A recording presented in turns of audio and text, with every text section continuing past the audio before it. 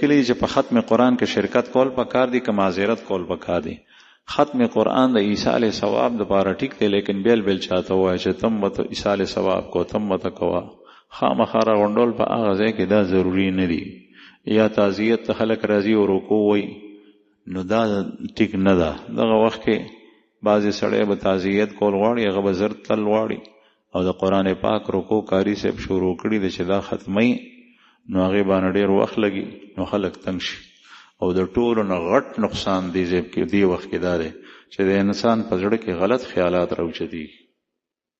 د قرآن کریم په باره کې که چېرې دا غلط خیال راوچت شو، دا سړی اعتقاد جوړ کړو، نو دې سره کفر ته وځي او دا کفر ته د هغه سړي په وجه وځي چې څوک ځکه چې د بولو تکلیف دی، دا د شوګر مریض دی، د بازار ته روان دی څه شی اخلي او دلته تا اوږده رکوع شروع کړي ده چې د کله دی کېناستو او اوس پاسي نو هر یو به ورته ګوري چې دا فلان کې ډنګړې ګوره د قرآن پاک په تلاوت کې پاسېدو.